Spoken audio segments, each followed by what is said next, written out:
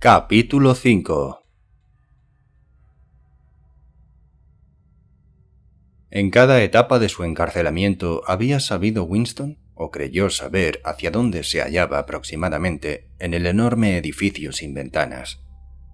Probablemente había pequeñas diferencias en la presión del aire. Las celdas donde los guardias lo habían golpeado estaban bajo el nivel del suelo. La habitación donde O'Brien lo había interrogado estaba cerca del techo. Este lugar, de ahora, estaba a muchos metros bajo tierra, lo más profundo a que se podía llegar. Era mayor que casi todas las celdas donde había estado. Pero Winston no se fijó más que en 2 mesitas ante él, cada una de ellas cubierta con gamuza verde. Una de ellas estaba solo a 1 metro o 2 de él, y la otra más lejos, cerca de la puerta. Winston había sido atado a una silla tan fuerte que no se podía mover en absoluto. Ni siquiera podía mover la cabeza que le tenía sujeta por detrás, una especie de almohadilla, obligándole a mirar de frente. Se quedó solo un momento. Luego se abrió la puerta y entró O'Brien. «Me preguntaste una vez qué había en la habitación 101. Te dije que ya lo sabías. Todos lo saben. Lo que hay en la habitación 101 es lo peor del mundo». La puerta volvió a abrirse. Entró un guardia que llevaba algo, un objeto hecho de alambres, algo así como una caja o una cesta. La colocó sobre la mesa próxima a la puerta. A causa de la posición de O'Brien, no podía Winston ver lo que era aquello. «Lo peor del mundo», continuó O'Brien, «varía de individuo a individuo. Puede ser que le entierren vivo o morir quemado, o ahogado, o de muchas otras maneras. A veces se trata de una cosa sin importancia, que ni siquiera es mortal, pero que para el individuo es lo peor del mundo». Se había apartado un poco de modo que Winston pudiera ver mejor lo que había en la mesa. Era una jaula alargada, con una asa arriba para llevarla. En la parte delantera había algo que parecía una careta de esgrima, con la parte cóncava hacia afuera. Aunque estaba a 3 o 4 metros de él, pudo ver que la jaula se dividía a lo largo en 2 departamentos y que algo se movía dentro de cada uno de ellos. Eran ratas. «En tu caso», dijo O'Brien, «lo peor del mundo son las ratas». Winston, en cuanto entrevió al principio la jaula, sintió un temblor premonitorio, un miedo a no sabía qué. Pero ahora, al comprender para qué servía aquella careta de alambre, parecían deshacérsele los intestinos. «¡No puedes hacer eso!», gritó con voz descompuesta. «¡Es imposible! ¡No puedes hacerme eso!». «¿Recuerdas», dijo O'Brien, «el momento de pánico que surgía repetidas veces en tus sueños? Había frente a ti un muro de negrura, y en los oídos te vibraba un fuerte zumbido. Al otro lado del muro había algo terrible. Sabías que sabías lo que era, pero no te atrevías a sacarlo a tu conciencia. Pues bien, lo que había al otro lado del muro eran ratas». «O'Brien», dijo Winston, haciendo un esfuerzo para controlar su voz, «sabes muy bien que esto no es necesario. ¿Qué quieres que te diga?». O'Brien no contestó directamente. Había hablado con su característico estilo de maestro de escuela. Miró pensativo al vacío, como si estuviera dirigiéndose a un público que se encontraba detrás de Winston. «El dolor no basta siempre. Hay ocasiones en que un ser humano es capaz de resistir el dolor incluso hasta bordear la muerte. Pero para todos hay algo que no puede soportarse, algo tan inaguantable que ni siquiera se puede pensar en ello. No se trata de valor ni de cobardía. Si te estás cayendo desde una gran altura, no es cobardía que te agarres a una cuerda que encuentres a tu caída. Si subes a la superficie desde el fondo de un río, no es cobardía llenar de aire los pulmones. es solo un instinto que no puede ser desobedecido. Lo mismo te ocurre ahora con las ratas. Para ti son lo más intolerable del mundo. Constituyen una presión que no puedes resistir aunque te fuerces en ello. Por eso, las ratas te harán hacer lo que se te pide. Pero, ¿de qué se trata? ¿Cómo puedo hacerlo si no sé lo que es? O'Brien levantó la jaula y la puso en la mesa más próxima a Winston, colocándola cuidadosamente sobre la camuza.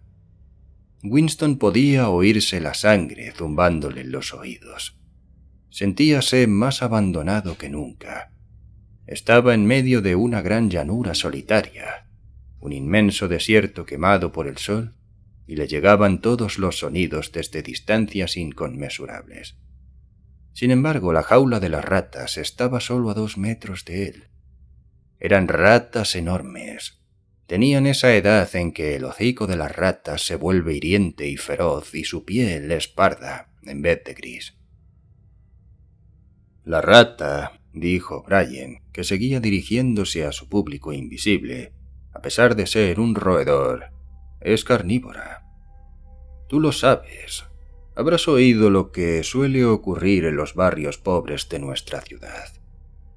En algunas calles las mujeres no se atreven a dejar a sus niños solos en las casas ni siquiera 5 minutos. Las ratas los atacan, y bastaría muy poco tiempo para que solo quedaran de ellos los huesos.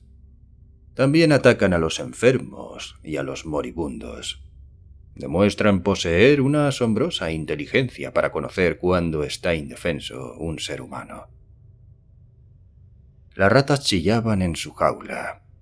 Winston las oía como desde una gran distancia. Las ratas luchaban entre ellas, querían alcanzarse a través de la división de alambre. Oyó también un profundo y desesperado gemido. Ese gemido era suyo. O'Brien levantó la jaula y al hacerlo apretó algo sobre ella. Era un resorte. Winston hizo un frenético esfuerzo por desligarse de la silla. Era inútil. Todas las partes de su cuerpo, incluso su cabeza, estaban inmovilizadas perfectamente. O'Brien le acercó más la jaula. La tenía Winston a menos de 1 metro de su cara. «He apretado el primer resorte», dijo O'Brien. «Supongo que comprenderás cómo está construida esta jaula. La careta se adaptará a tu cabeza, sin dejar salida alguna. Cuando yo apriete el otro resorte, se levantará el cierre de la jaula. Estos bichos, locos de hambre, se lanzarán contra ti como balas.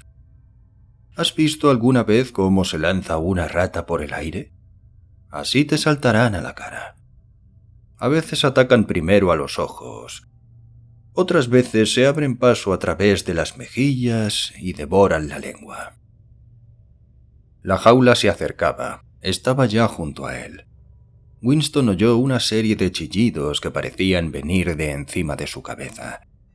Luchó curiosamente contra su propio pánico. Pensar aunque solo fuera medio segundo. Pensar era la única esperanza.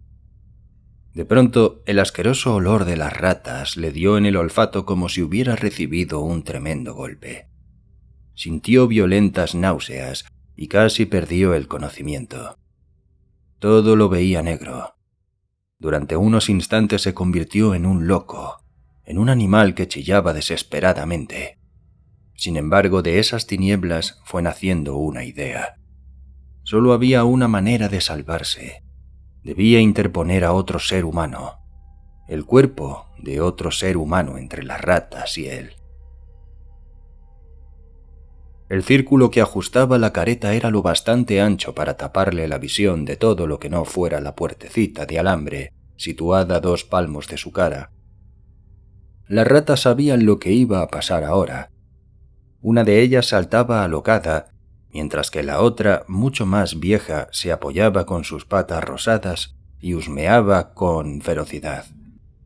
Winston veía sus patillas y sus dientes amarillos. Otra vez se apoderó de él un negro pánico. Estaba ciego, desesperado, con el cerebro vacío. Era un castigo muy corriente en la China imperial, dijo O'Brien, tan didáctico como siempre. La careta le apretaba la cara. El alambre le arañaba las mejillas. Luego, no fue alivio, sino solo esperanza, un diminuto fragmento de esperanza. Demasiado tarde. Quizás fuese ya demasiado tarde, pero había comprendido de pronto que en todo el mundo solo había una persona a la que pudiese transferir su castigo. Un cuerpo que podía arrojar entre las ratas y él. Y empezó a gritar una y otra vez frenéticamente. «¡Hádselo a Julia! ¡Hádselo a Julia! ¡A mí no! ¡A Julia! No me importa lo que le hagas a ella. Desgárrale la cara, descoyúntale los huesos, pero a mí no. ¡A Julia! ¡A mí no!». Caía hacia atrás hundiéndose en enormes abismos, alejándose de las ratas a vertiginosa velocidad. Estaba todavía atado a la silla, pero había pasado a través del suelo, de los muros del edificio, de la tierra, de los océanos, e iba lanzado por la atmósfera en los espacios interestelares, alejándose sin cesar de las ratas. Se encontraba ya a muchos años luz de distancia, pero O'Brien estaba aún a su lado. Todavía le apretaba el alambre en las mejillas, pero en la oscuridad que no envolvía oyó otro chasquido metálico y sabía que el primer resorte había vuelto a funcionar y la jaula no había llegado a abrirse.